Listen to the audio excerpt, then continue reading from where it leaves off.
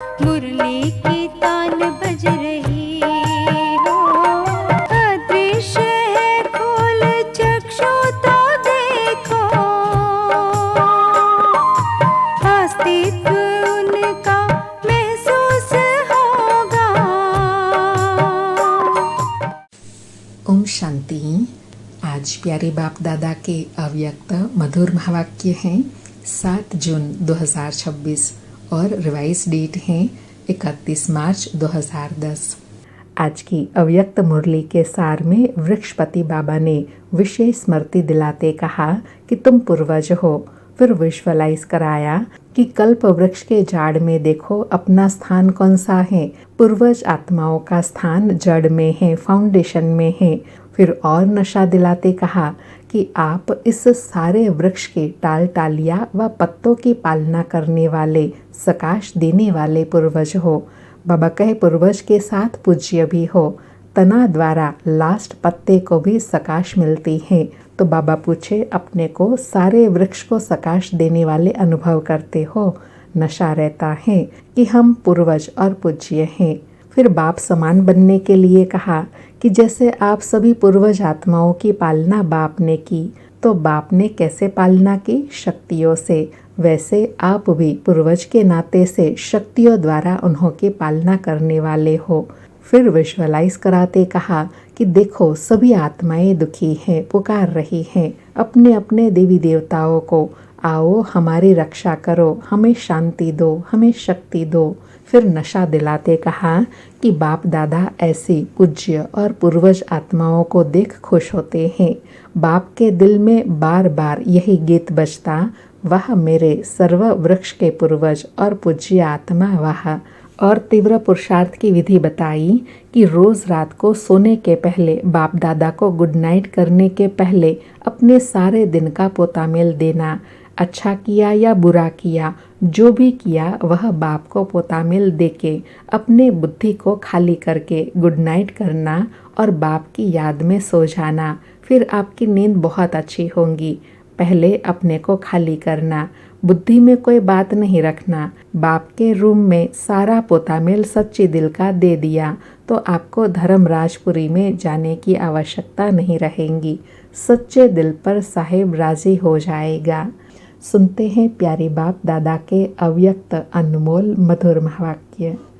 आज की अव्यक्त मुरली का सार है, पूर्वज और पूज्य के समान में रहे, मनसा द्वारा सर्व की पालना करो, पूरे वृक्ष को सकाश दो। बाबा कहे आज बाप दादा अपने चारों ओर के पूर्वज और पूज्य आत्माओं को देख रहे हैं। पूर्वज आत्माएं अपने को समझते हो ना? बाबा कहे अपने को पूर्वज आत्मा समझते हो ना? पूज्य आत्माओं का निवास कहाँ है? बाबा पूछ रहे हैं पूज्य आत्माओं का निवास कहाँ है? अपने झाड़ को सामने लाओ, उसमें देखो आपका स्थान कहाँ है। बाबा विजुअलाइज करा रहे हैं, हम भी विजुअलाइज करते जाएंगे कि सृष्टि रूपी वृक्ष में हमारा स्थान कहाँ पर है। बाबा कहे जानते हो कि आप पूर्वजों का स्थान जड़ में है। झाड़ के जड़ में भी है, तना में भी है। तो जड़ अर्थात फाउंडेशन के द्वारा ही सारे वृक्ष को पालना मिलती है। तो आप इस सारे वृक्ष के टाल टालिया व पत्तों की पालना करने वाले, सकाश देने वाले पूर्वज हो। पूर्वज के साथ पूज्य भी हो। तना द्वारा लास्ट पत्ते को भी सकाश मिलती है।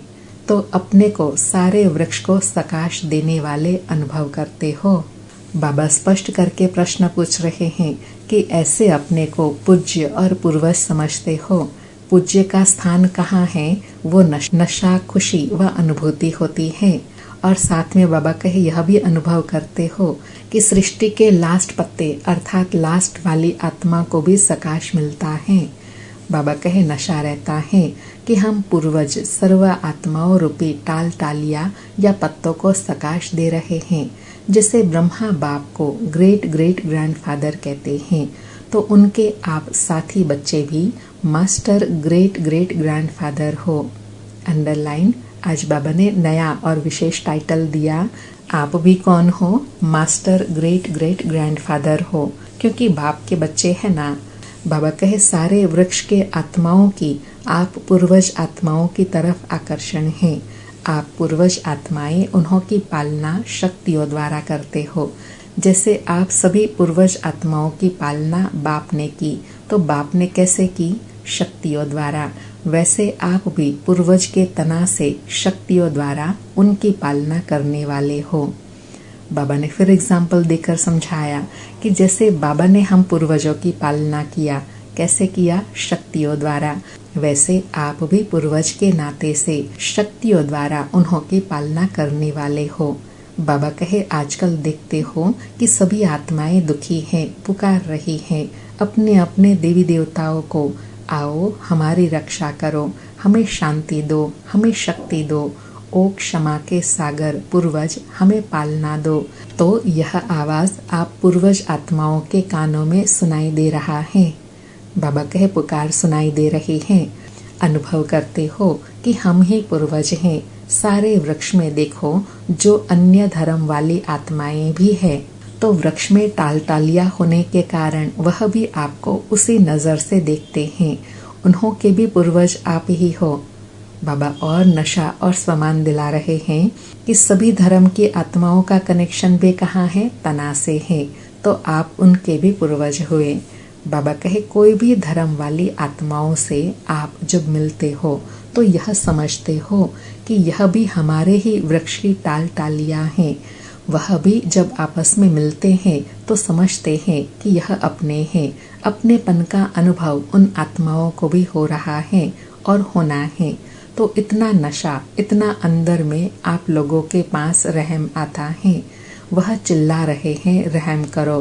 तो अभी समय अनुसार आप सभी पूर्वज आत्माओं को मनसा द्वारा शक्तियों की पालना करनी है। उन्हों को आवश्यकता है। अर्थात बाबा कहे वर्तमान समय अनुसार अभी आपकी वंशावली को शक्तियों की पालना की आवश्यकता है। बाबा कहे तो जितना आप अपने पूर्वज के नशे में रहेंगे उतना ही आप द्वारा उन्हों की पालना होंगी।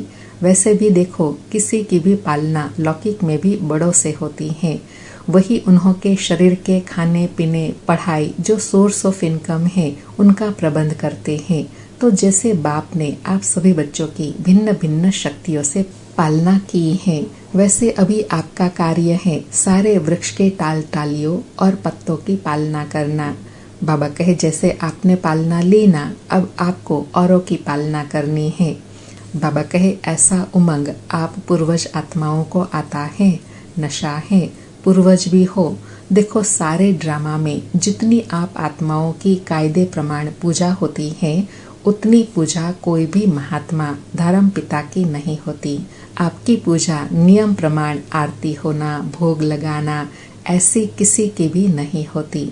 गायन देखो आपका कायदे प्रमाण कीर्तन होता है, किसी का भी ऐसे गायन नहीं होता। तो आप पूर्वज के साथ पूज्य भी हो। बाबा नशा दिलाकर समान में स्थित करा रहे हैं कि आप पूर्वज भी हो और पूज्य भी हो। जितनी पूजा, मान्यता व कीर्तन आपके होते हैं और किसी का सारे कल्प में नहीं होता। बाबा कहे ड्रामा में आप जैसा पूजन और गायन किसी का भी नहीं है। बाप दादा ऐसी आप पूर्वज और पूज्य आत्माओं को देख कितना खुश होते हैं। बाप के दिल से बार बार यही गीत बजता, वाह मेरे सर्व वृक्ष के पूर्वज और पूज्य आत्माएं वाह। तो आजकल बाप दादा आप सभी बच्चों को जो आपका स्वमान है, बाप समान संपन्न संपूर्ण बनने का वही रूप देखने चाहते हैं। उसके लिए एक बात बच्चों को ध्यान में रखनी है। कौन सी? बाप दादा ने देखा कि सभी बच्चे पुरुषार्थ बहुत अच्छा भी करते हैं, लेकिन सदा शब्द हर एक को अपने पुरुषार्थ में ऐड करना है, अटेंशन देना है।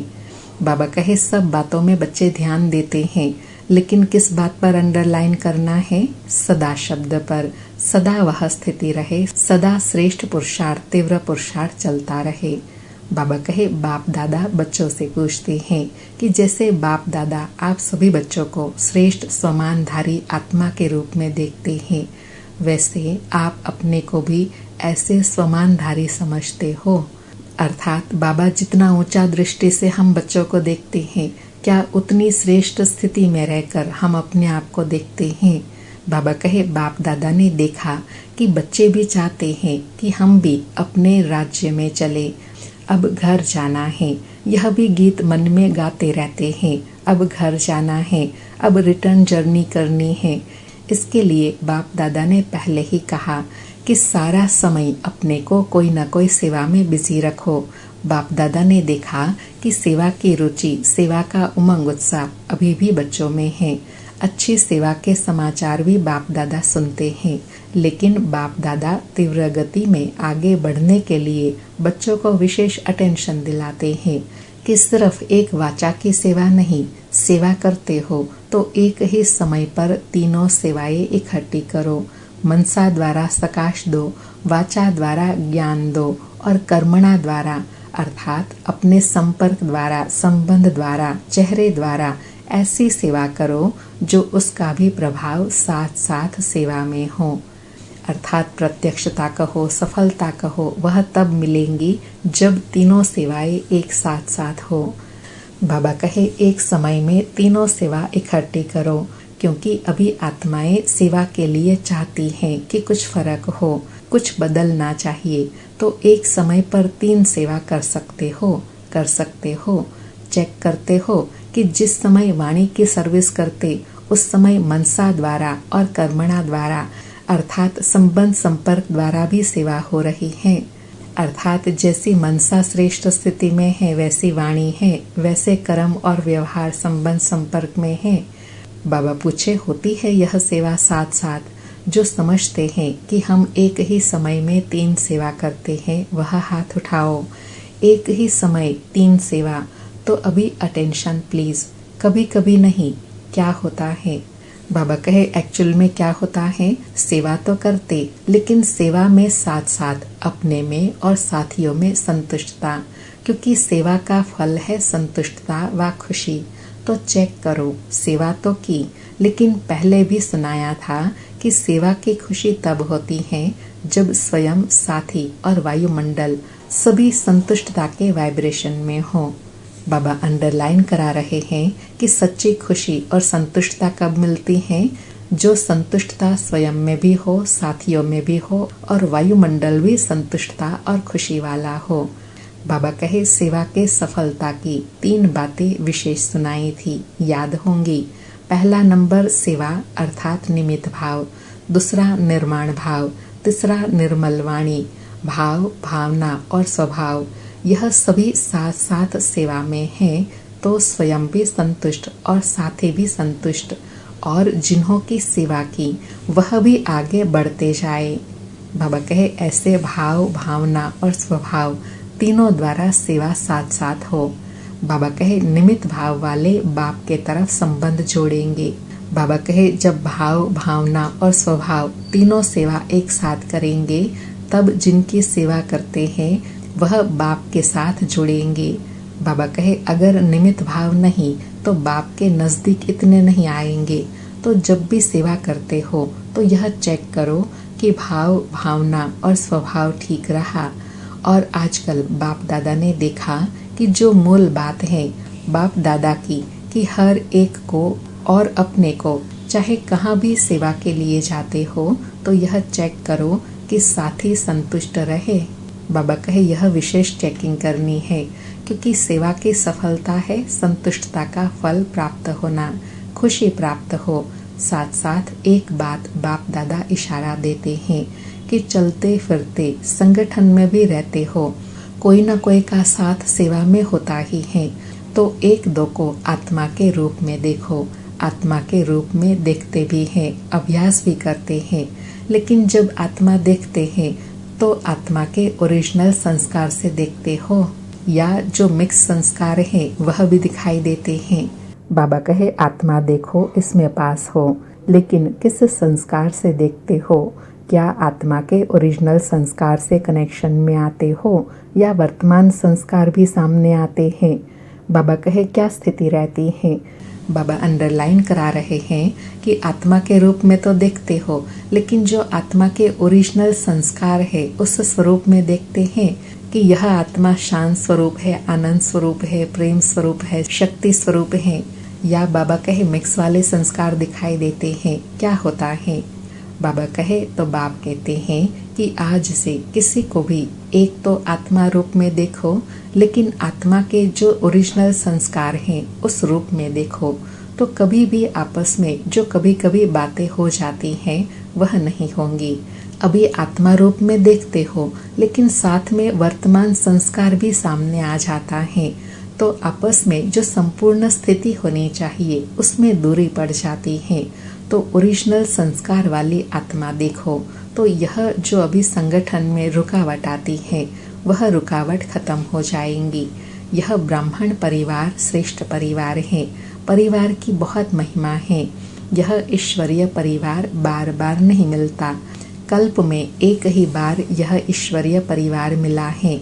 इतना बड़ा परिवार सारे कल्प में कभी नहीं मिलता। परिवार की भी विशेषता को जानना और परिवार में चलना एक महान सब्जेक्ट है। अंडरलाइन। बाबा कहे परिवार की विशेषता को जानना, परिवार को समझकर चलना, यह बहुत बड़ी विशेषता, बड़ी सब्जेक्ट है। बाबा कहे पहले भी सुनाया था कि इस ज्ञान का फाउंडेशन है निश्चय, और निश्चय में 4 बातें हैं। बाप दादा साथ में है ही, और नॉलेज में, ड्रामा में, परिवार में, सभी में निश्चय हो। सभी में निश्चय हो तो निश्चय बुद्धि हो, सहज पुरुषार्थी बन जाते हो।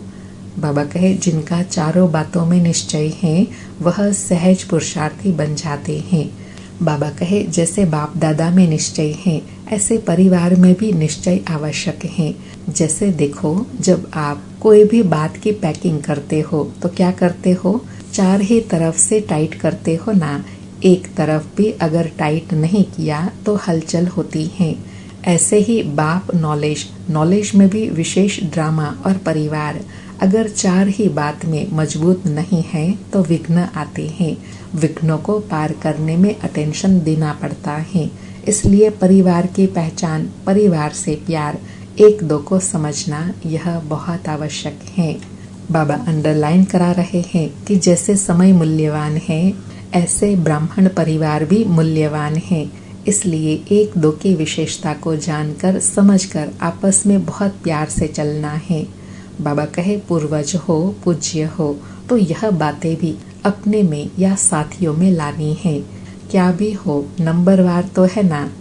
बाबा कहे हर एक का अपना अपना पार्ट है, लेकिन हमें अपनी श्रेष्ठ स्थिति और दृष्टिकोण श्रेष्ठ बनाए रखना है। बाबा कहे लेकिन ब्राह्मण परिवार का विशेष कार्य है दुआएं देना, दुआएं लेना। कई बच्चे कहते हैं कि दूसरा क्रोध करता है, अभी दुआ लेंगे कैसे? दुआ तो लेगा नहीं, क्रोध करेगा। बाप दादा कहते हैं अच्छा संस्कारवश वह बद्दुआ देता है। आप दुआ लेने चाहते हो, लेकिन वह बद्दुआ देता है। लेकिन उसने बद्दुआ दी, लेने वाला कौन? लेने वाले आप हो या वह है? वह देने वाला है, आप लेने वाले हैं, तो उसकी बद्दुआ आपने ली क्यों? बाबा ने बहुत गुह्य बात समझाई कि देने वाला कुछ भी देवे, लेकिन आप वह चीज वैसे ही क्यों लेते हो?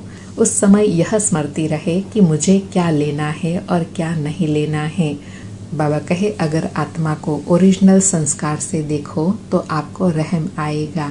स्वयं भी सेफ रहो, बद्दुआ लो नहीं, लेने वाले आप हो, न दो न लो। बाबा कहे देने वाला कुछ भी देवे, लेकिन हम लेवे ही नहीं तो वह हमारे पास नहीं आएंगे ना।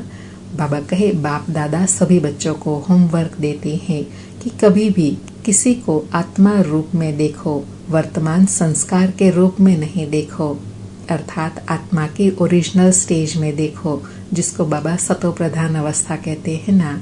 बाबा कहे आत्मा कहा तो उस आत्मा के जो निजी संस्कार हैं, उस निजी संस्कार के रूप में संबंध में भी आओ, तो दृष्टि में भी उस दृष्टि से देखो। तो यह जो विघ्न पड़ते हैं, जिसके कारण पुरुषार्थ में तीव्रता नहीं आती है, तो अभी वृत्ति बदलेंगे, दृष्टि बदलेंगे तो बातें समाप्त हो जाएंगी। किसी की क्या भी बातें देखते हो, बाप दादा ने पहले भी कहा है, तो सदा आप ब्राह्मण परिवार का एक एक का फर्ज है शुभ भावना शुभ कामना देना और शुभ भावना शुभ कामना लेना। बाबा ने फिर अंडरलाइन कराया कि चाहे कोई क्या भी दे, लेकिन आपको नहीं लेना है। आपको शुभ भावना शुभकामना देनी है और लेनी है। बाबा कहे उस संस्कार से देखो और चलो। एक और भी बात बताते हैं। बाबा कहे और भी एक बात बताते हैं, पहले भी बताया है। तो कहाँ कहाँ संगठन में कभी कभी पर दर्शन, पर चिंतन और पर मत के तरफ आकर्षित हो जाते हैं। अभी इन तीनों पर को काट दो, एक पर रखो। वह एक पर है परोपकार। परोपकार करना है, पर उपकारी है। ब्राह्मणों का स्वभाव है परोपकारी, पर दर्शन नहीं। यह पर काट दो। यह तीनों बहुत नुकसान देते हैं। इसलिए अपना स्वमान सदा यही याद रखो कि मुझ ब्राह्मण आत्मा का स्वमान ही है परोपकारी। बाबा कहे इन तीनों पर को काटने के लिए कौन सा स्वमान स्मृति में रहे कि मैं ब्राह्मण आत्मा परोपकारी हूँ। यह तीनों पर नुकसान करने वाले हैं। इसलिए सदा परोपकारी के स्वमान में स्थित रहेंगे तो सहज इन तीनों पर से परे रहेंगे। बाबा कहे तो दूसरी सीजन में बाप दादा हर एक बच्चे में यह परिवर्तन देखने चाहते हैं। हो सकता है बाप दादा मुबारक देते हैं, एक दो को अटेंशन दिलाते रहना। क्या करना?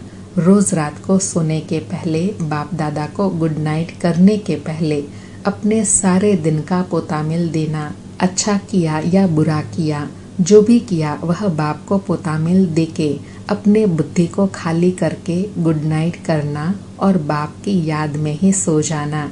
फिर आपकी नींद बहुत अच्छी होंगी। पहले अपने को खाली करना, बुद्धि में कोई बात नहीं रखना। बाप के रूप में सारा पोतामिल सच्ची दिल का दे दिया तो आपको धर्मराजपुरी में जाने की आवश्यकता नहीं पड़ेगी। बाबा ने लाइट हल्का होने के लिए कहा कि सोने के पहले, गुड नाइट करने के पहले अपने सारे बोझ, सारे दिन की दिनचर्या बाबा को सुना दो और फिर हल्के होकर गुड नाइट करके बाबा की गोद में सो जाओ। तो नींद भी अच्छी आएंगी और स्थिति भी सवेरे अच्छी रहेंगी। फिर अमृत वेला भी अच्छा होगा और ऐसी दिनचर्या बनाने से फिर धर्मराजपुरी में जाने से भी बच जाएंगे। बाबा कहे सच्ची दिल पर साहिब राजी हो जाएगा। तो होमवर्क मिला, एक तो अपने पूर्वज और पूज्य स्वरूप की सेवा चलते फिरते कर सकते हो। बाप ने देखा यह जनक बच्ची ने तबीयत खराब होते कराची की सेवा में विशेष मनसा सकाश दी। चाहे निमित्त कोई भी है, लेकिन इसने प्रैक्टिकल में किया। वहाँ की आत्माओं को सकाश मिली और आगे आगे उमंग में बढ़ रहे हैं। तो ऐसे बाप दादा ने प्रैक्टिकल एग्जाम्पल देखा तो आप सभी भी कर सकते हो। बाबा कहे जब दादी कर सकते हैं तो आप क्यों नहीं कर सकते हो। बाबा कहे दुखी को, चिल्लाने वाले को खुशी की लहर पहुंचा सकते हो। आपके भगत आपको ही पुकार रहे हैं, हमारी देवी, हमारा देवता कब आकर के रहम करेंगे। आपको सुनाई नहीं देता, लेकिन बाप को बहुत सुनाई देता है। हर एक इष्ट को पुकार रहे हैं।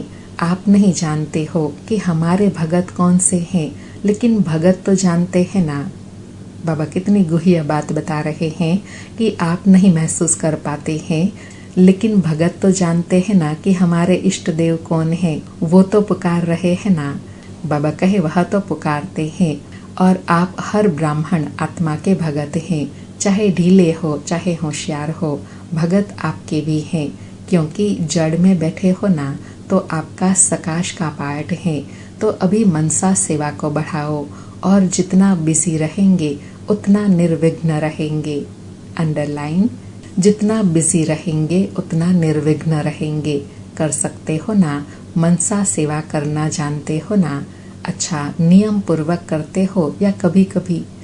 बाबा कहे नियम पूर्वक मनसा सेवा करते हो या कभी कभी करते हो। बाबा कहे अगर कभी कभी करते हैं तो उसको रेगुलर करो, और अगर थोड़ी करते हो तो उसको और बढ़ाओ। क्योंकि सारे कल्प का आधार अभी की सेवा का फल है। चाहे पुजारी बनेंगे, चाहे राज्य अधिकारी बनेंगे, दोनों का आधार अभी की सेवा, अभी की अवस्था, अभी का बोल, अभी का संबंध संपर्क है। इसलिए बाप दादा यही चाहते हैं। क्या चाहते हैं कि जितनी परसेंटेज अभी है उससे बढ़नी चाहिए। वैसे तो बाप दादा पहले से ही कहते हैं करना है तो अभी करो, कभी नहीं। अर्थात अभी नहीं तो कभी नहीं। बाप दादा को कभी के गीत बहुत सुनाते हैं, बहुत अच्छे अच्छे करके सुनाते हैं, लेकिन बाप दादा को कभी के गीत अच्छे नहीं लगते, अभी अभी के गीत अच्छे लगते हैं। तुरंत दान महापुण्य, तो समझा अभी क्या करना है। अच्छा, बाप दादा सभी चारों ओर के बच्चों को देख खुश भी होते हैं, क्योंकि बाप दादा बच्चों के सिवाय अकेला कुछ नहीं करने चाहता, इसलिए हर रोज बच्चों का आह्वान करते रहते हैं। तीव्र पुरुषार्थी बच्चे, मीठे बच्चे, प्यारे बच्चे, अब चलो।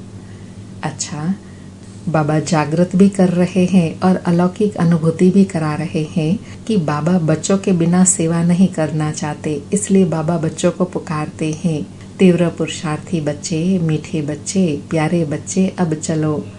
अच्छा, चारों ओर के बच्चों को बाप दादा देखकर, चाहे सन्मुख बैठे हैं, चाहे कहाँ भी बैठे हैं, लेकिन सभी को बाप याद हैं। और बाप को भी कौन याद है? चारों ओर के बच्चे याद हैं, क्योंकि बाप हर बच्चे के लिए यही आश रखते हैं कि हर बच्चा बाप समान बनना ही है। बाप की हर बच्चे में जो आशाएं हैं वह जानता है कि नंबरवार हैं, लेकिन फिर भी अपने नंबर अनुसार भी संपन्न तो बनना है ना। हर एक के पुरुषार्थ को भी देखते हैं, क्या क्या कर रहे हैं। बाप को बहुत प्यारा लगता है। बच्चे जब मेहनत करते हैं ना तो बहुत प्यार आता है कि मेहनत से छूट जाए, प्यार में खो जाए, प्यार में मेजॉरिटी पास है, लेकिन बातों में आ जाते हैं तो बाप को भूल जाते हैं। अर्थात बाबा कहे, बाबा हर बच्चे की हर अवस्था को जानते हैं, फिर भी बाबा का हर बच्चे से प्यार है, क्योंकि बाबा की हर एक बच्चे के ऊपर आश है कि समान बन जाए, संपन्न बन जाए। अच्छा, चारों ओर के बच्चों को बाप दादा का पदम पदम गुणा प्यार और दिल का दुलार स्वीकार हो। सभी को मालिक बच्चों को बाप लाख लाख बधाई दे रहे हैं। उड़ते चलो, उड़ाते चलो। अच्छा, ऐसे प्यारे बाप दादा को अलौकिक रूहानी विशेष पालना करने के लिए बहुत बहुत शुक्रिया बाबा, शुक्रिया, याद प्यार और गुड मॉर्निंग। आज का वरदान है, स्वस्थिति द्वारा सर्व परिस्थितियों को पार करने वाले निराकारी अलंकारी भव। स्वस्थिति द्वारा सर्व परिस्थितियों को पार करने वाले निराकारी अलंकारी भव। स्पष्टीकरण है, जो अलंकारी हैं वे कभी देह अहंकारी नहीं बन सकते। निराकारी और अलंकारी रहना यही है मन मना भाव, मध्याजी भाव। जब ऐसी स्वस्थिति में सदा स्थित रहते तो सर्व परिस्थितियों को सहज ही पार कर लेते।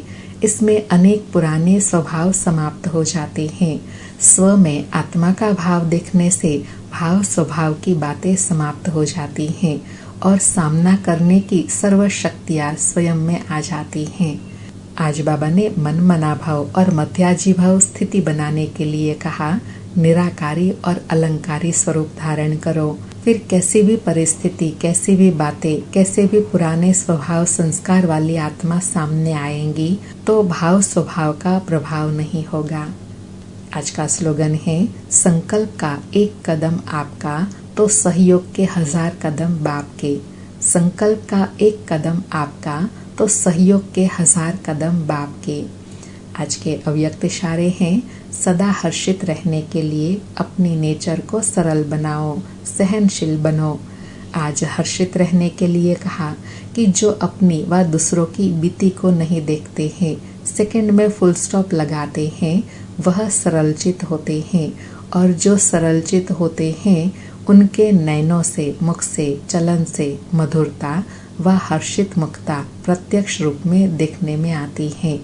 ऐसे सरलचित स्थिति वाले दूसरों को भी सरलचित बना देते हैं। सरलचित माना जो बातें सुनी, देखी, की, वह सार युक्त हो और सार को ही उठाए। अच्छा, ओम शांति। फिर से प्यारे बाप दादा को अलौकिक पालना करने के लिए बहुत बहुत शुक्रिया बाबा, शुक्रिया।